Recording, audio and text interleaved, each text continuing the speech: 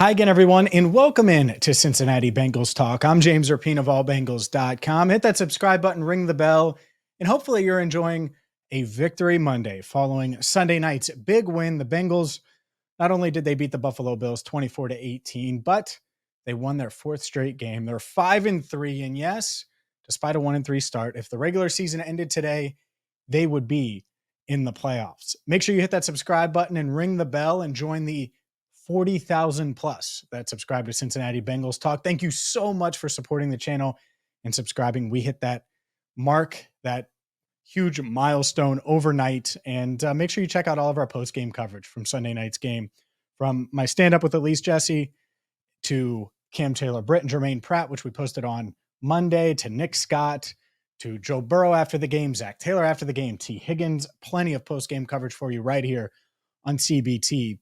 But the news of Monday is Ja'Marr Chase. And Ja'Marr Chase talked with the media on Monday. He didn't speak after the game. Normally he does. And he was really, really sore today. And I'm sure everyone that watched the game saw him deep pass from Joe Burrow.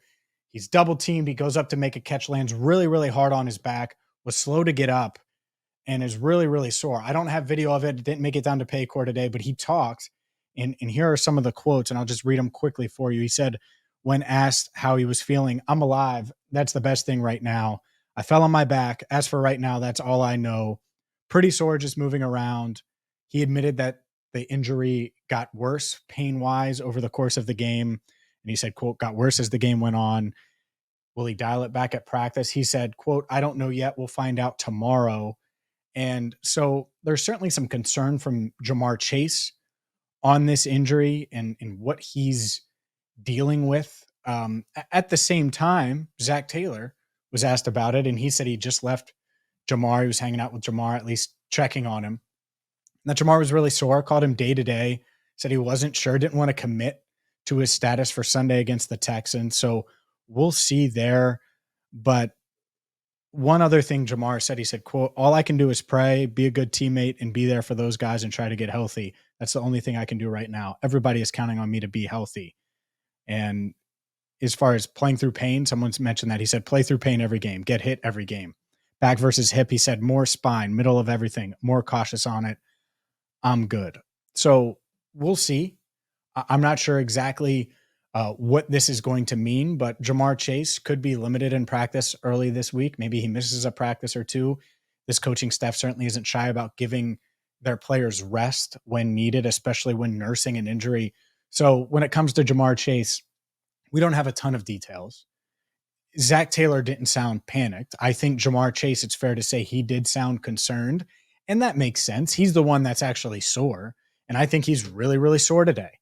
I'm sure there are other Bengals players that are really sore today dealing with different ailments and things. So what you hope is that 23-year-old body feels better tomorrow, feels even better on Wednesday, and then by Thursday, he's starting to move around and it loosens up and he feels better. So we'll see. Obviously, you're hoping that there's no serious injury when it comes to Ja'Marr. It didn't sound like it from Zac Taylor's perspective and what Zac said, but we don't know.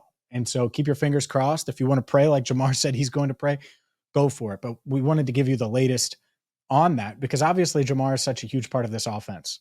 And the reason the tight ends can have 10 catches for 101 yards and 2 touchdowns, and T. Higgins is as open as he was yesterday and making plays. Part of that is Ja'Marr and the attention that he draws, that he brings on offense. And so you definitely want him against the Texans. And then 4 days later, you play the Ravens. So this Bengals team, over the next 10 days, they have 2 AFC games and 2 big ones. Every AFC game is big, obviously, when it comes to tiebreakers and all of those things, especially with the way the Bengals started in the AFC.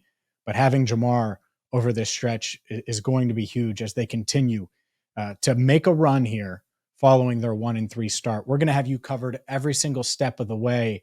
And looking at Ja'Marr, it's significant, but again, I don't want to press the panic button. I just wanted to give you the latest here on a Monday, a victory Monday. Hopefully you're enjoying it, and hopefully you enjoyed our post-game coverage as well right here on CBT. So for Andrew Fox-Miller, I'm James Rapien. I will have the latest on Ja'Marr Chase, and we will bring you the latest Bengals coverage moving forward. So if you're new to the channel, like I said, hit that subscribe button, ring the bell, And until next time, thank you so much for watching Cincinnati Bengals Talk.